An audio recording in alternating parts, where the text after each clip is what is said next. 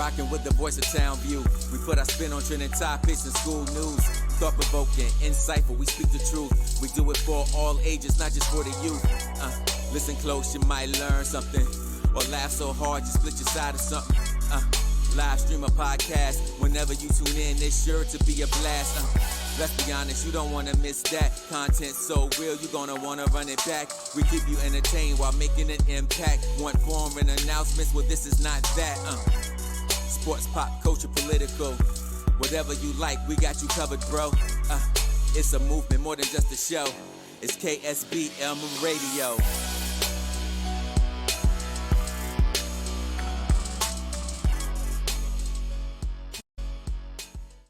Come closer to the music. Broadcasting live from Marvin E. Robinson School of Business and Management, Dallas, Texas. My radio station. We are KSBM Radio, the voice of Townview. Hey everyone, and welcome back to KSBM Radio, the voice of Townview. I'm Cammie, your host, and joined today by my co-hosts are Chewy, Jojo, Art Lover, and today we're thrilled to introduce a remarkable guest. We are privileged to have Dr. Nancy Bernardino, an extraordinary leader in the field of education, joining us. As the Associate Superintendent for the Office of Transformation and Innovation in Dallas ISD, Dr. Bernardino has spearheaded groundbreaking initiatives that have reshaped education. Her journey includes notable roles such as Executive Director and Principal, where she achieved remarkable milestones, including being recognized as Dallas ISD Principal of the Year and receiving the Master Principal designation. Dr. Bernardino has been a trailblazer throughout her career, leading with vision, passion, and an unwavering commitment to student success. Before we begin, is there anything you would like to share with us? I'm just really excited to be here. I think I've always been in awe of Townview and especially this school, so I'm just really excited to be here. Thank you for having me. Mm-hmm. All right. To start off the interview, can you share with us your upbringing and how it played a big part in your overall career? Yes, of course. So I was born in a rancho called Santo Domingo in Guanajuato, Mexico. And my parents actually brought me here to Dallas when I was 1. So I was raised in Dallas, lived in East Dallas all of my life. Until now. Now I live in Pleasant Grove. But in my upbringing, I went to Dallas ISD schools, Lipscomb Elementary, O.M. Roberts, Long Middle School.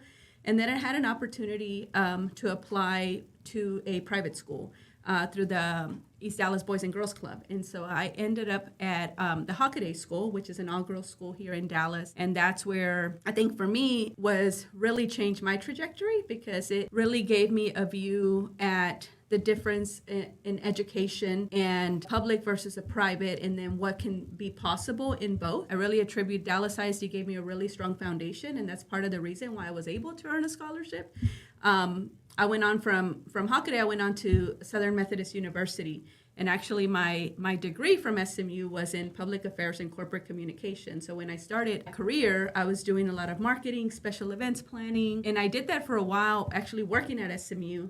But it wasn't fulfilling, right? You get to that point where you're just going to work every day and you're like, okay, what impact am I making here? I was planning a lot of great events. People were having fun. But one of the things that I noticed when I was at SMU as a student, I was really involved in organizations. And one of the things I noticed working there and being a sponsor to student organizations was that a lot of the kids that I was working with were struggling with school. They were they'd made it into SMU, but then were struggling taking remedial courses, which was putting them behind.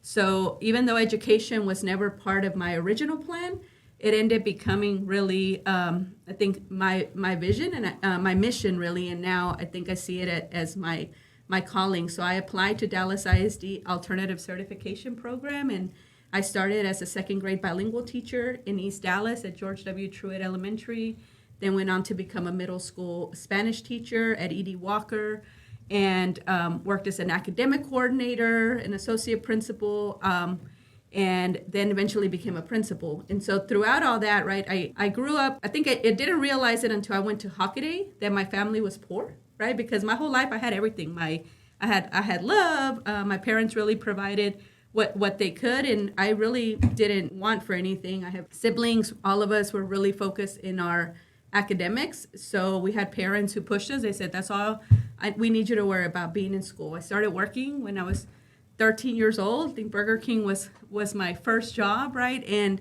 learned a lot through that. And I knew growing up, it was always my mom and my dad didn't go past second grade, but for them, it was like, in this country, education is what will get you somewhere, right? They didn't understand college, but I went off to college, got was the first in my family to get my bachelor's degree, then was also the first in my family to get my doctorate. And so for me, all of those journeys, I think I share a lot of commonalities with the kids that we serve in Dallas ISD. I take a lot of pride in that because I think that helps inform a lot of my decision making, because I see myself even in each one of you, right? I wish I had the confidence that you have right here, right, leading this podcast right now when I was your age. And it makes me so proud to see everything that our kids in Dallas ISD do and how much you all push yourselves.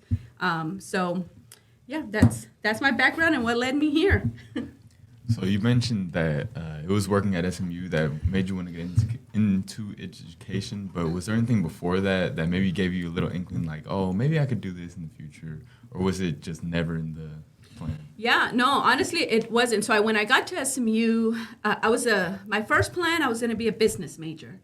And then I took my first business math class, and I said, nope, not going to be a business major, because that was hard, right? So I ended up just taking regular college math. And so from there, education was really, honestly, part of it, I think, is I didn't know. I didn't know really what majors were out there, even though a lot of my peers went to college, right? Everybody from Hockaday ended up going to college. I didn't really have anybody guiding me and talking through, like, hey, what is it that you really love to do? So I just picked a major that I thought, okay, this sounds interesting to me. It looks like it can be fun. I'm already here, so let me go towards this. And so I think that's part of it. I think maybe if I had some guidance, or maybe individuals asking me, like, what are you really passionate about? I might have gone into education sooner. I had friends that were in on the education track at SMU. But it was never something while I was an undergrad that I thought about. It wasn't until I saw the impact it was having on a lot of kids that actually went through Dallas ISD and grew up in neighborhoods like mine. Some of them were my friends. I had friends who graduated from high school, from a Dallas ISD high school at the same time that I graduated from Hockaday, and it took them 6 years to finish a degree that took me 4 years to finish, right? And so that, I think, really impacted me and the decision to go into education. With multiple degrees from Southern Methodist University, including a doctorate in education leadership, how has your academic journey influenced your approach to educational leadership within Dallas ISD? Yeah, so one of the benefits when I was at SMU working there, I had an opportunity to go to school while I was working, and I got a master's in liberal arts in alternative dispute resolution. That specific degree has helped me a lot, right? Because a lot of what I do now, it's working and supporting adults so that they in turn can support kids. And so I think that skill set from that degree has allowed me to engage in conversations with adults, and I think families alike too. A lot of what I have to do is do a lot of problem solving. As issues come up, how can we talk through things? And so that helped. When I started teaching in the alternative certification program, I had a principal who hired me who said, hey, I think you really would be a really great administrator. You should start working on your master's in education administration. So I ended up applying A&M Commerce and did my master's in education administration from there. And my goal was always, before I was 35, I was going to get a doctorate. And that for me was more about, I knew there's 1% of people with doctorates that are Latinas. And for me, it was really important that I earned my doctorate so that I could show other young Latinas, hey, this is something that we can do. And with doctoral studies, what we have to do is do research studies, right? And you get to pick what you research. And part of what I found is there's not a lot of research on Latinos in general because there's not enough of us getting doctorates. And typically when you're getting your doctorate, you want to study something that really interests you, that you connect to. And so if there's not enough of us getting them, that there's not a lot of research out there. So that's what drove me to get my doctorate. And that, again, it goes back to impacting all the decisions I make. The majority of students that we serve in Dallas are Latinos, emerging bilinguals, are economically disadvantaged, right? So there's connections that I think I have with all of those groups that help inform a lot of the decisions I make. I think I'm able to really, I don't have to put myself in their shoes because I was in their shoes, right? And so that helps drive a lot of the decisions I make. And as we're leading and creating opportunities and access for our students, I always keep that in the back of my mind to make sure that every decision we make is in the best interest of kids and providing opportunities for students. So, to reflect back on your early education career, during your time at John Quincy Adams Elementary School as a principal, what strategies did you implement to achieve the highest designations awarded by the state? Yeah, so that was my first principalship, right? And I think first principalships are always a little bit rocky, but it was a lot of fun. I think I had an opportunity to work for a really great principal when I was at Long Middle School as an associate principal, Danielle Petters. And so she really prepared me for that principalship. And one of the things that we did at Long under Danielle Petters' leadership was our primary job when you're an administrator is to support teachers, right? It's make sure that teachers, if they're struggling with something, we're helping them, that we're present in classrooms, coaching, really being good thought partners with them, and then more than anything, giving them the resources that they need so that they can provide great instruction to students. I think that was really our focus at John Quincy Adams. It was making sure teachers had what they needed, working to make sure we had a great teacher in front of every kid, because ultimately we know that teachers are the greatest impact on student performance. And so our focus was on really giving our teachers what they needed so that they could be their best when they showed up in front of our kids. We looked at, of course, student data, right, to make sure, hey, are we meeting the needs of every student? And so I was really proud, when we were able to earn all the distinctions that the state had available, and we even got a national recognition for the work that we were doing. And that was huge because for me, more than anything, being a school in Pleasant Grove, I grew up in East Dallas, right? I say now I live in Pleasant Grove. At the time, Pleasant Grove was a little bit scary for me. So when I got there, I was like, God, this is such a wonderful community. Such a wonderful community with families that just, they want just what my parents wanted, right? They want the best for their kids. So the second strategy we did was we invited the parents to come in. I mean, parents were a big part of our success. They were present in our building. We had volunteers. You could go through our hallways and you would run into a parent who was volunteering, doing a variety of things. That's also, I think, where I started gaining some weight because mamas would bring me food all the time. And I love it, right? In our culture, that's how we express love is through food. And so I think it was a partnership with families, but then also supporting our teachers that led us to that success. Still talking towards your Dallas ISD experience. As Dallas ISD Principal of the Year in 2019, what initiatives or changes did you implement that you believe contributed to this big recognition? Yeah, so I think in 2019, it really came down to the launch of Solar Prep for Girls, right? So we launched the Solar Prep in 2016, and that was while I was principal at John Quincy Adams, put a team together, and together we pitched the idea of this all-girls school. And a lot of that came from my experience at Hockaday. So I think it's told you all, for me, going into Hockaday, that changed my life, mainly because it gave me confidence. It showed me that my voice mattered, right? You're surrounded by girls. Every girl was really valued, and voice mattered. I think when I went in there, I was super shy. I was like, oh, do I speak up or not? And so there, that was really nurtured.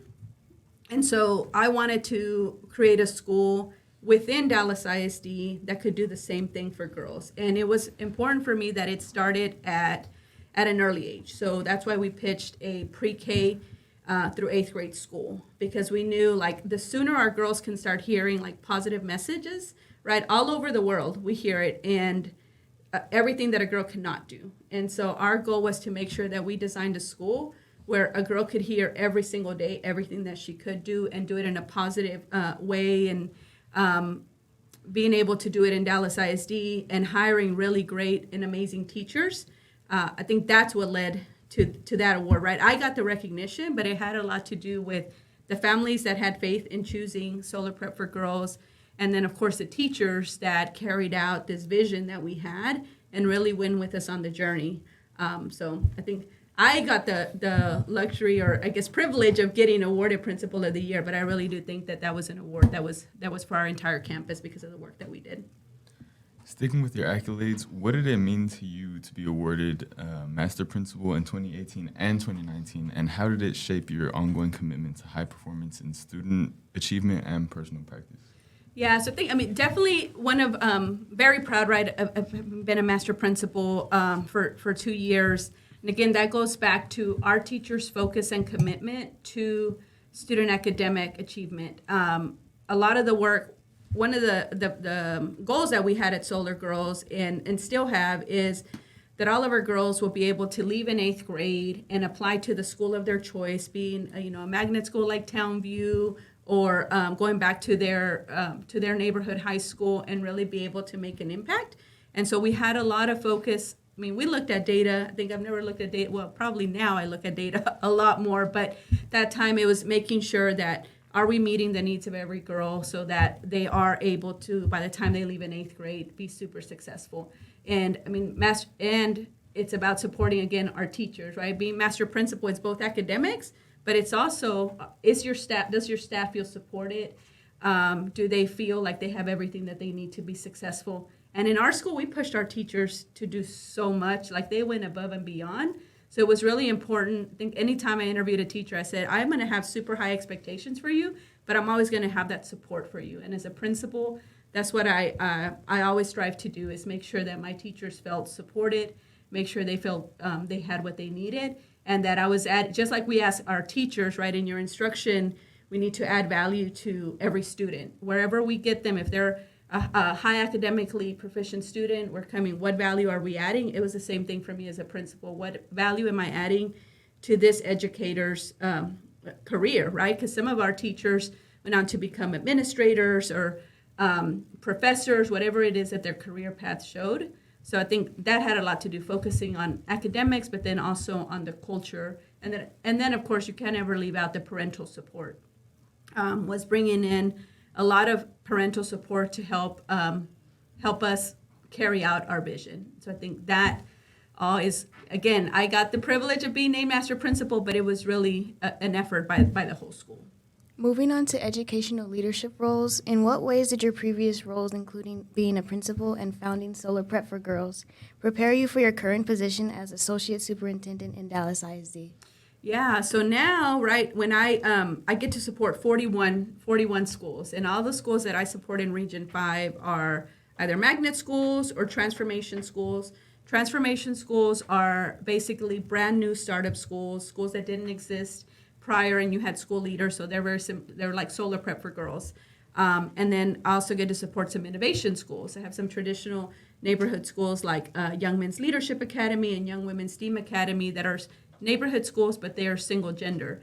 So I think having been a principal, one, designing a school, and then having been a principal of a transformation school helps me better support the principals in our region, because I've done the work that they do, right? I think our region is unique in that we have so many moving parts as far as academics, of course, is always first and foremost. We want to make sure all of our students are successful, but then we also focus a lot on that sense of belonging and making sure, and I think our schools, all 41 of our schools really thrive at that, and creating environments where our kids feel safe and loved and nurtured. And then the other piece is also connecting with the community partnerships and parents. And I think because I've done the work, that allows me to better support the campuses that I have. And then the other part of my job, right, is the Office of Transformation and Innovation. And so in that component of my job, it's supporting the launch of new transformation schools, like things that brand new ideas that people are bringing forward, and supporting our neighborhood schools who are applying for funding. So this is a neighborhood school who says now, our community really wants to become a science, technology, engineering, arts, and math campus. And so my team gets to help a neighborhood school do that and give opportunities to neighborhood schools in their community. So I think having led that work really puts me in a position where I can better support the work. So, to reflect back on your tenure as executive director, what were some key achievements and challenges you faced in supporting innovative schools such as Solar Prep for Girls? Yeah, I think so. As executive director, I supported all 6 single gender schools. So in Dallas ISD, we have 3 all girls and 3 all boys schools. I had a chance to support our 5 of our 7 Montessori schools, and then I think the biggest achievement to date, when I was an executive director, was helping support the launch of biomedical preparatory at UT Southwestern, which is super unique partnership with UT Southwestern and Dallas ISD, where you have kids, like little kids at UT Southwestern working in their simulation lab, getting to do things that some professionals don't get to do at all, or you have to go to medical school to even experience that. So really proud of that. And that school has now become our school that gets the most applications every year. And then it was also helping support, and that's also, I want to name Dr. Roberto Gonzalez, who's the principal and founding principal of that school. Getting to work alongside him was really great. And because he's built a solid team, really strong foundation there. And then the other was launching Dallas Hybrid Preparatory, which was under the leadership of Dr. Olga Romero.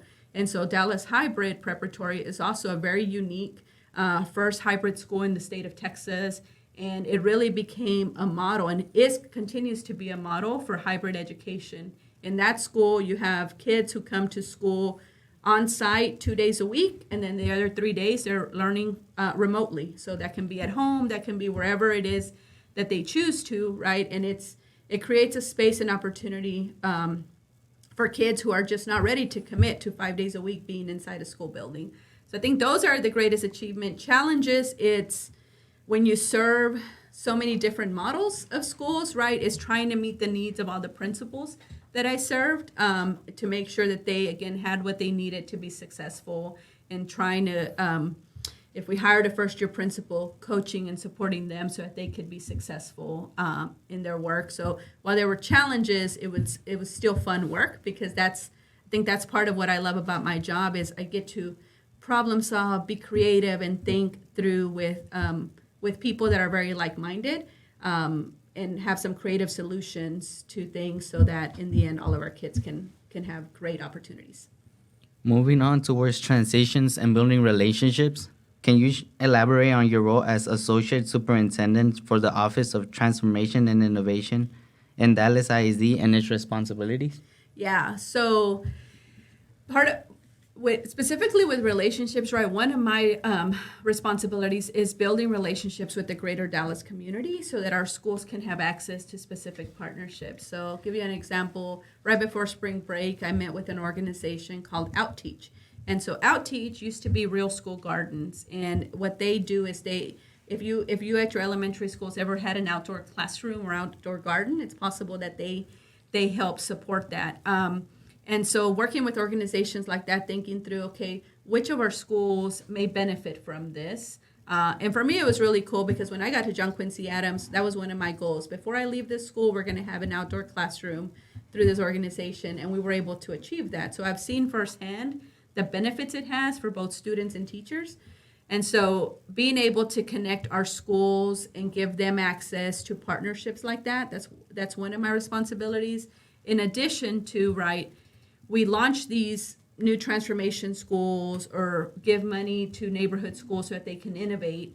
And so then the work that my team has to do is supporting these schools and these leaders in continuing whatever model it is that they've chosen.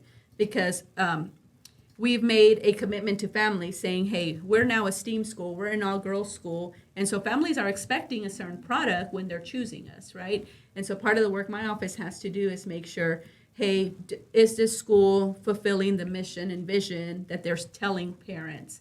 And principals sometimes will ask, can we get additional professional developments, sending them to conferences, or it's also a matter of maybe even connecting people with other schools that are similar to them across the country, because that's a huge benefit.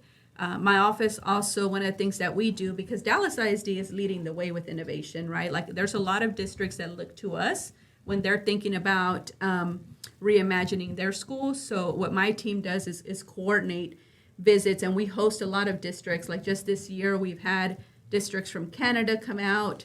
I think we're hosting a Leaf pretty soon. We've hosted Austin. So we host all different districts from across Kansas City, Colorado. I could just go on and on with them, but that's a lot of what my team does, because we want to make sure that all of that knowledge doesn't just stay here with Dallas ISD, right? I think our mission is greater. We want to impact kids across the country. So how do you ensure that the unique and innovative school models under your guidance align with the broader goals and standards of Dallas ISD? Yeah, I think, we're fortunate, and I think, you all had a chance to meet her, right? We have an amazing leader, Dr. Elizalde, who, her charge is we're providing excellence to all of our students through instruction.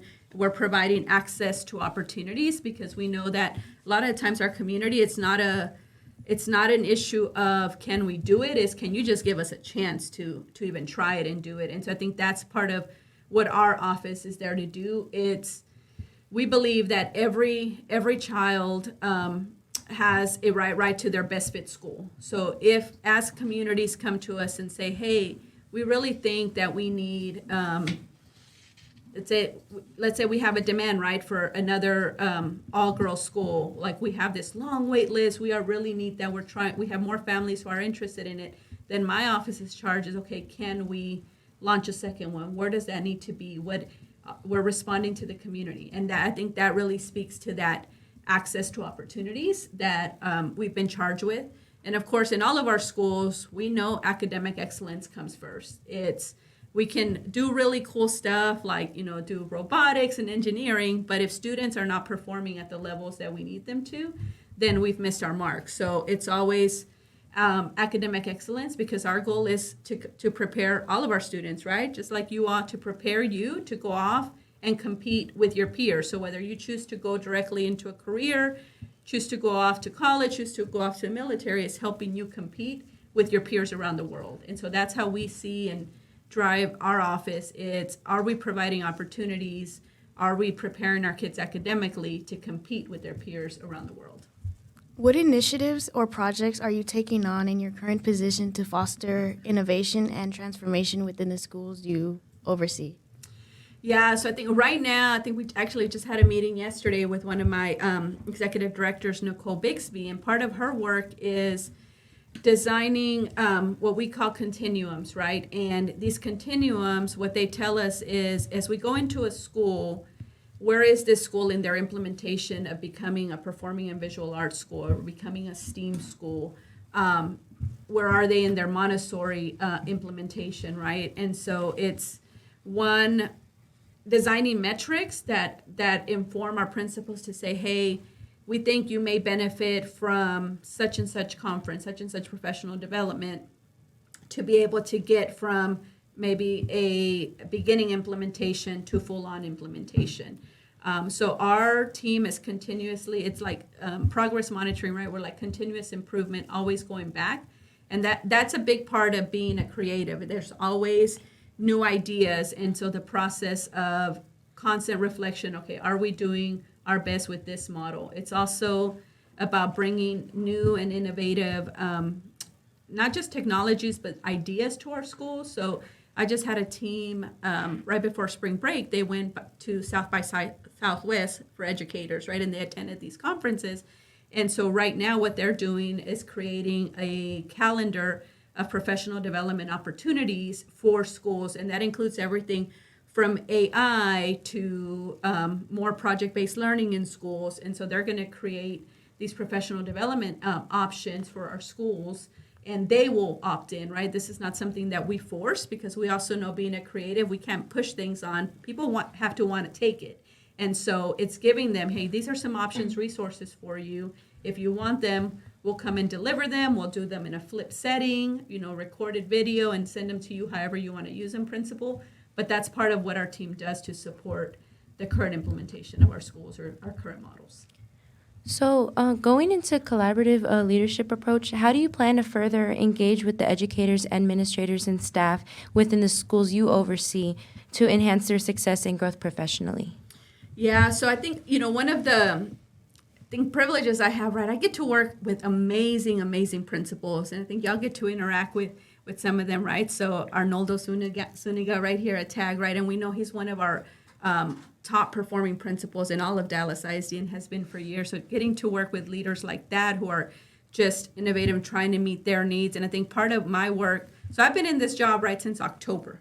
So I'm still, I think I've learned a lot since October, but then it's also listening to leaders like that, right, about what do you need from my team to feel supported, because that's, we want to keep our principals and want to make sure that they feel supported. It's also working with first-year principals, and do they have what they need to stay in this profession? Because the principalship is hard, right? It's a job that often is a thankless job.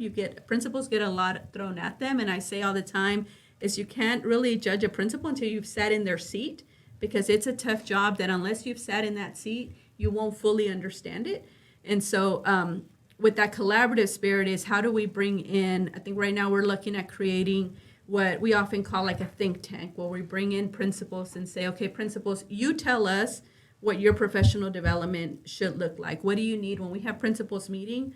What are we missing? Where are we missing the mark? What can we add? Like what's going well? Because we think we're doing some things well, right? We're giving some things that they need, but what are some things that you may want more of or less of? And so I think engaging them through that collaborative piece of bringing them in through that think tank, hearing their voices, and then as we design and plan for next year, being able to bring some of that into our plan for next year. As you continue as Associate Superintendent in Dallas ISD, what strategies do you plan to implement to ensure your ongoing success and improvement of other schools under your supervision? Yeah, so, actually just this week I was talking to Dr. Lusk, who's our Deputy Superintendent, which if you haven't hosted him, he'd be a great person to host. And we were talking about different systems, right, that I need to put in place, because again, my job, right, I support 41 schools in Region 5, but then also I have the Office of Transformation and Innovation. So it's just creating systems that will allow me to kind of keep a pulse and monitor everything. And for me, it's about monitoring to make sure that the teams that I have are getting the support that they need. Because if you're a campus, right, on the campus side, those 41 schools is principals, are you getting what you need to be able to support your teachers so that they can then support our kids and their families? And then on the Office of Transformation, it's my team getting what they need to, again, support the principals in those innovative schools, right? To, again, support teachers and students. So it all comes down to the trickle effect of creating tracking systems to make sure, hey, are our principals present in classrooms? Are they supporting teachers? What do our parent surveys tell us about how our schools are responding to parent and student needs? What do our climate surveys tell us about how staff feels in our schools? And then using all of that to figure out how to better support our schools so that we can have like a strong sense of belonging across all of the schools that we serve. So looking towards the future, what do you have envisioned to continue the growth and success of the unique school models that are under you?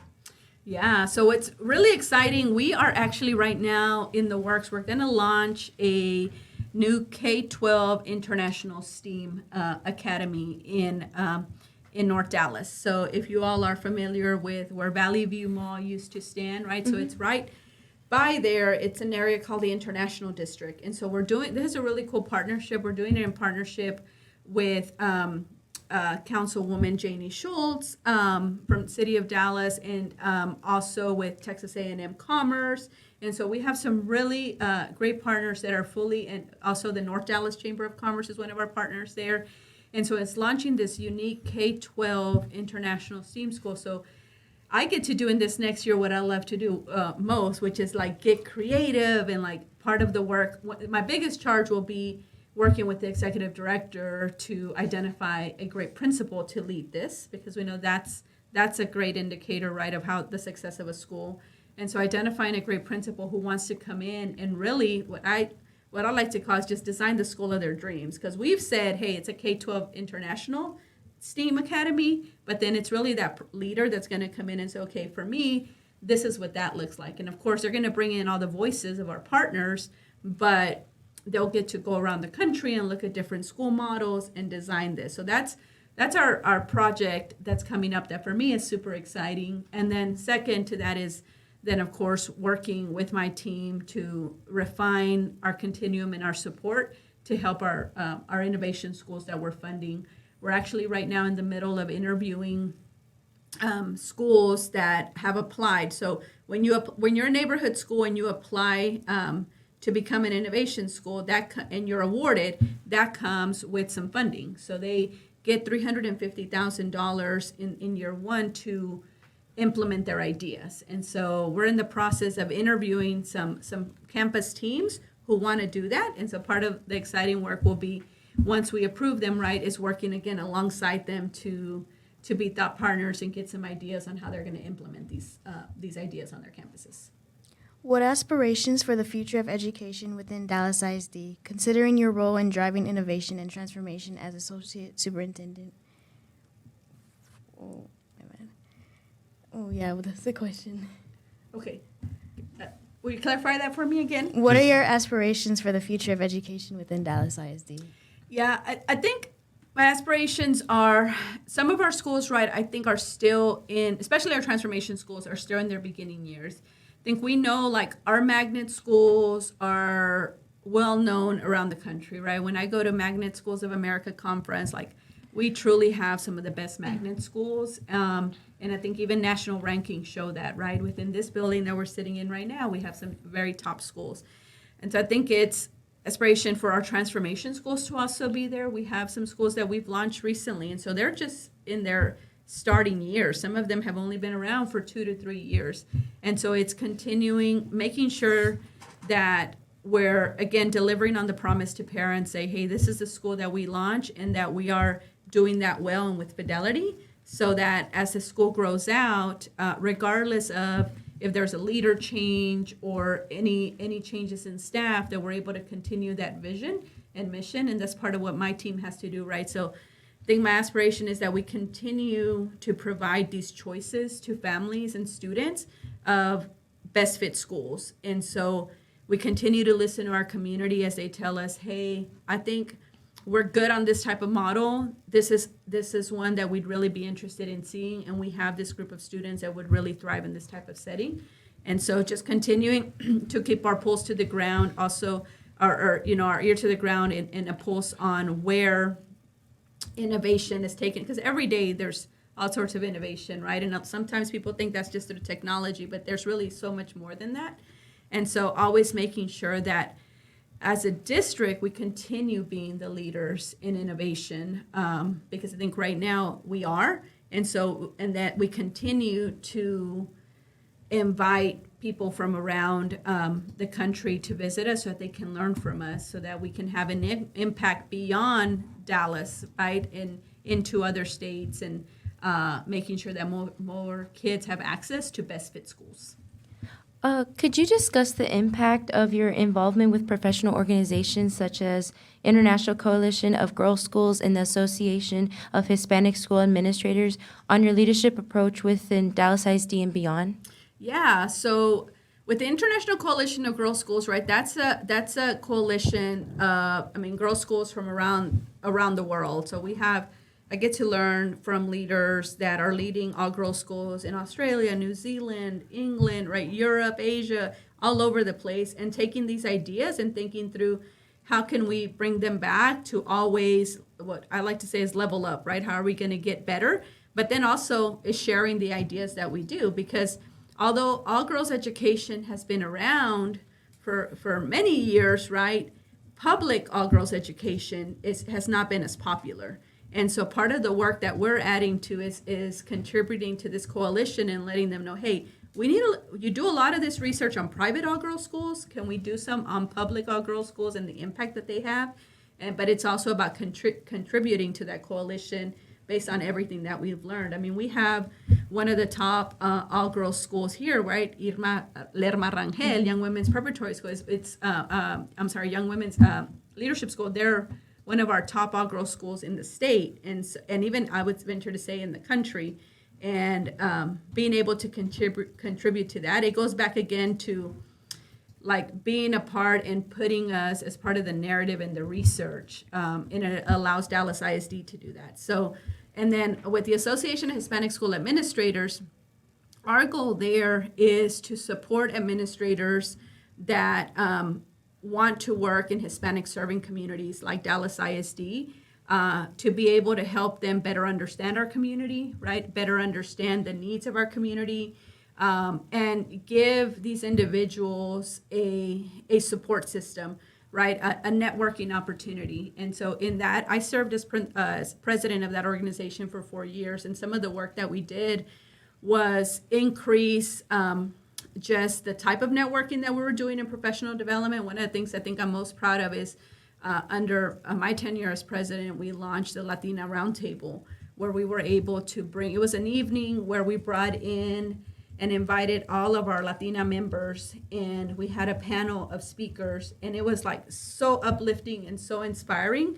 And almost other professions spend a lot of time on this, and like affinity groups like this, and we hadn't quite done that. And that Latina Roundtable has now evolved into being like this phenomenal event now under the leadership of Principal Stephanie Amaya, who's the principal at Adamson, right? She's now the president of that organization. And they're continuing to just have events that allow administrators to connect and form, it's almost like a support group, because being a principal, or when you get into a certain position in administration, sometimes it can be lonely. And so you need to like interact with peers that have similar experiences as you to be able to help you contribute and add to your leadership. Reflecting on your various accolades and recognitions, how do you plan to leverage your influence to further advance educational leadership, particularly for like underrepresented groups? Yeah, so I think one of the things, one of the benefits of earning my doctorate was that I also get to go back and teach. And so I'm actually, I've been a professor at SMU, where I've gotten to work with aspiring administrators and helping prepare them. And so as part of the work that I do with them is, right, again, helping them understand that the communities that they're going to serve and the communities that we serve, our times in public school, are underrepresented communities, right? So you as a principal, how can you make sure that you're bringing in opportunities for your students, that you're bringing in your families and engaging with them? So I think I get to do that through that, but then it's also through community involvement. So part of again, the work I grew up in Dallas, right? I've been in Dallas all my life. A lot of my leadership experience as even in high schooler was through LULAC. I was really involved in LULAC, and have always believed that I have just a civic responsibility to be really engaged. And so I try to be engaged in as many organizations as I can in Dallas. Right now I'm part of the City of Dallas commission that's reviewing the City of Dallas charter, right? And the charter is basically a document that governs how we as a city operate. And so getting to be a part of that and bringing in the lens of an educator into that. And so I think every organization or board that I serve on is bringing in the perspective of not just an educator, but then also a student having grown up in this community. So moving a little more to your personal life, how do you balance being a mom of 4 kids and also making sure you're still doing what you need to do as a part of superintendent as Dallas ISD? Yeah, so that's, I think, actually my biggest responsibility, right, is being a mom of 4 boys. And my boys are now older, right? My youngest is 17 and my oldest is 21. But they pretty much grew up with me in education because my oldest, Benjamin, he, I remember as a 2-year-old, he was sitting in my portable as I was creating lesson plans, right, and getting ready for the next day. And anytime we had to prepare our school, you could have like on a Sunday, if I had to go into John Quincy Adams to work, there were my 4 boys with me running down the hallways. And of course, if maybe you boys can relate. If you're a little boy and you get this whole school to yourself and you're running up and down the hallway, right? Things you don't get to do when you're in school on a regular day. I think it's part of trying to bring them in I think they've kind of had to live being the son of a teacher, son of a principal. And one of the things that I try to do to make sure my boys all play soccer. And so I spend a lot of time on the soccer fields.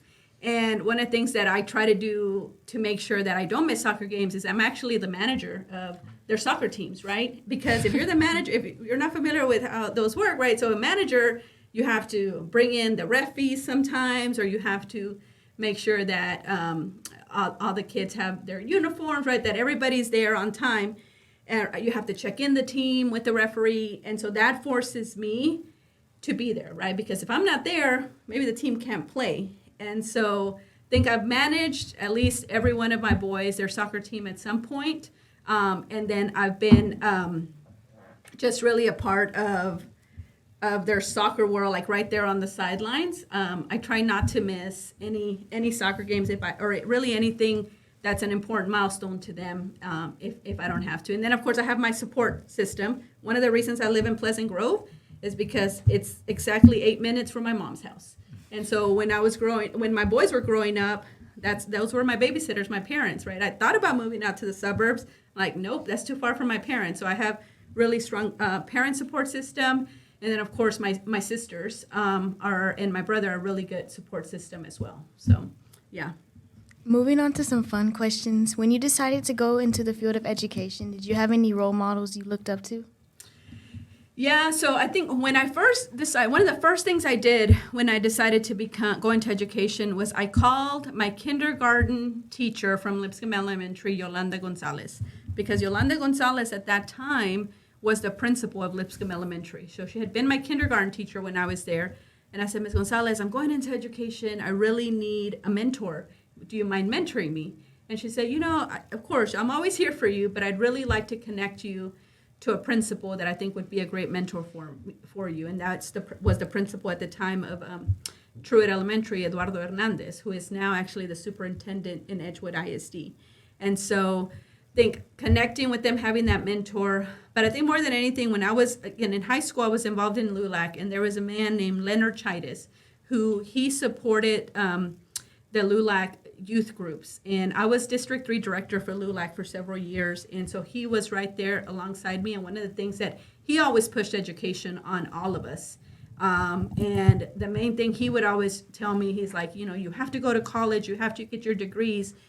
But when you get your degrees, I don't ever want you to become an arrogant person where you look down on anyone. And so that, and he's passed away now, but that has always resonated with me. That and the fact that my mom, and I don't know if you all are Mexican, obviously I'm Mexican, and your Mexican moms have a way of humbling you really quick. So if you ever try to get too big for your britches, no, I'm gonna bring you back down to the ground. So I think for me, it's people like Leonard Chidas, but then also, even though, again, my mom didn't have formal education, I think she gave me the best education possible, which was having really good sense of morals and just this servant. My mom is super Catholic, and Catholic religion's about being a servant leader too. And so I think that has really driven who I am as a leader. So another really fun question we wanted to ask is, if you could imagine yourself being in a time machine and you would go back in time to your teenage self, what is one piece of advice you would give to yourself, and why? Yeah, I think it would be just to, not to steal it from Nike or anything, right? But just do it, right? Just don't be afraid, and then to just speak up. I think a lot of times we're just afraid to take a leap. And it's at this point, when you're young, that's when you need to be a risk taker, right? Especially if you have a strong support system in your family. That's what I tell my boys. Just yesterday, one of my boys was telling me about an idea of a business he wants.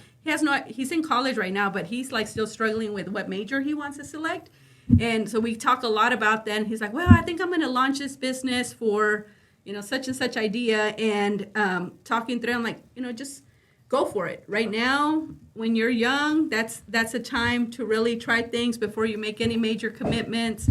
And I think I would just tell myself, just go for it. Don't hesitate.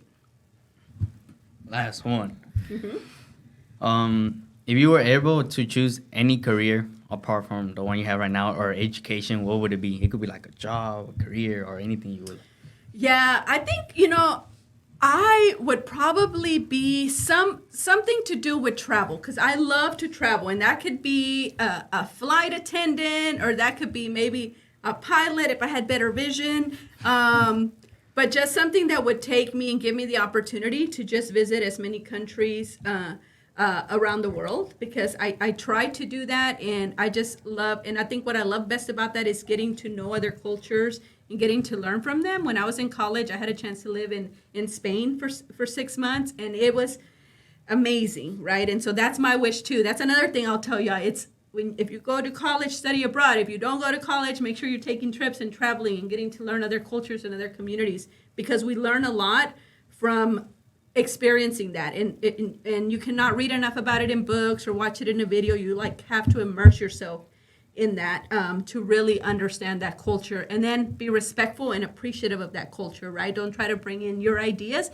It's just really immerse yourself in it. So I think it would have to be something with travel. I had one last question. What is some advice you would give to students who want to become future educators or administrators within any sort of district? Yeah, it's one, if you're going to go through college to get your degree, right, in education, of course, you're going to find mentors there. They're going to connect you with the school. But I think it's also lean in. I would tell you, come back to the school where you were a student, right, and give back. I had the privilege of being an associate principal at Long Middle School, and that's where I went to school as a student. And so being able to give back, because it's a different type of connection. And if you choose not to have your degree be education, just make sure you keep up that GPA, because you can come into alternative certification, but you have to have a certain GPA. And so making sure that you're keeping your GPA up, if that's something you want to do. But I would say, if you can, and I think there's opportunities out there through Teach for America or different organizations, is before you go into your career, come back and teach, right, for a few years, because I think all of our students could benefit from being taught by students who grew up in the same type of environment as them. I think there's this connection, and if you think about the teachers maybe that you have the best connections with, thinking through their backgrounds and how much our students would benefit from that. All right, well, that just about wraps up this show. We are very grateful for you coming and joining us here today. It was a great show. I enjoyed it a lot. I'm sure we all did. And that make sure to follow all our social medias down below, and we'll see you on the next one. Bye. Bye.